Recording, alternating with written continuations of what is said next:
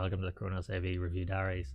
Today we want to take a look and answer a question we get often here, and that is, which is better or which is better value, the Luxman L-509Z or its baby brother, the 507Z. So in this video we want to take a quick look at some of the differences between the two amplifiers and give you a better idea of whether or not the 509Z is worth the extra £3,000. So one of the key characteristics of the 509Z is essentially it is more powerful than its baby brother. The 507Z is putting out 110 watts, whereas with the 509Z that we have here is putting out 120 watts per channel. So you're getting an extra 10 watts per channel, which can be significant enough if you are using various speakers that are slightly harder to drive. Obviously, you're also going to get that slightly better dynamics and a little bit more naturalism because the amplifier is not working as hard to actually produce the power that you need. The reason for that, and again to show again some of the differences, is the 509Z uses different transformers to the 507Z. They use bigger transformers in this. These are also a 4 parallel push-pull design as against a 3 parallel push-pull design in the 507Z. So the amplifier outputs are slightly different. And again, that is giving you more power. On top of that, with the headphone amplifier that's built into this, it is a more powerful headphone amplifier. So essentially with the 509Z, you're getting a lot more output and more power from both the speakers and your headphone options. Some of the other differences as well include there's a slightly different volume mechanism in the 509Z as well. For us, it's a little bit more precise.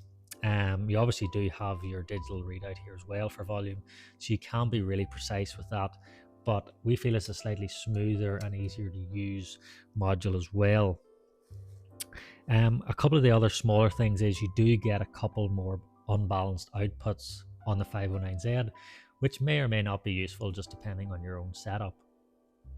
So, but besides that, it is obviously slightly heavier due to the fact it does use different transformers and things of that nature. It's still a full aluminium chassis, as is the 507Z, and styling wise, of course, as you'll see, they are both extremely similar. But obviously where the key things come in is what is that power and slight changes done to the sonic performance. Now for us, we're big fans of both amplifiers, but obviously the big question is this worth the £3,000 more than its baby brother, the 507Z?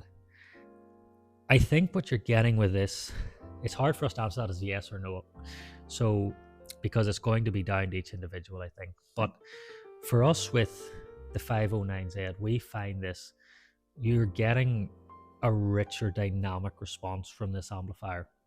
I think that comes from the fact it has that little bit more power. It has those obviously bigger transformers, and you have that ability to slightly more refined volume control. And for us, that means you're getting this much richer dynamics. The speakers aren't working as hard. The amplifier's not working as hard to power the speakers. The speakers can then really come on song. And essentially this, I think, is giving you a lot more power, so it makes more naturalism. There's a bit more ease to the sound, and as I say, that dynamics and the bass response we feel is also really improved. I think because of that, then the tops and the mids are a bit better as well, because obviously you've got a much richer bass note that lets the tops and the mids really come on song. And it's those key elements that obviously then develop, so the likes of the three-dimensionality becomes much more rich, it becomes much more defined. Again, things like the instruments, the vocals, things like that are much better. And for us, we feel that the £3,000 price point is justifiable. We think it definitely does show a clear improvement. However, with that being said, of course, the 507Z, if the power is essentially a non-issue for you, if you're using a set of speakers that are very easy to drive, then, and say for example you don't use headphones, the 507 may be more than adequate for what you're looking for. However, for pure peace of mind, for pure getting the best of the best, and keeping your options open in terms of what speakers you can use in the future, the 509Z is a really, really good option. There definitely is a sonic benefit there.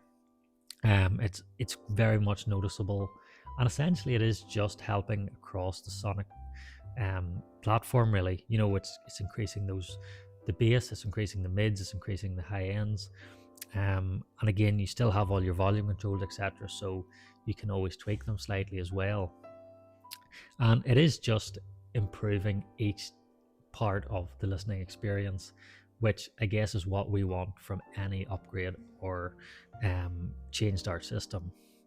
So, in our opinion, in answer to your question, yes, this is a much better amplifier than the 507Z. That in no way, though, takes away from the quality and our love for the 507. If it suits your needs, there may not be a reason to go to the 509Z, and you can save yourself a little bit of money, which you can use elsewhere in your system.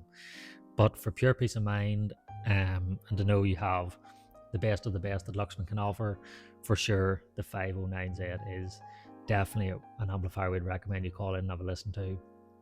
We think you'd be really impressed.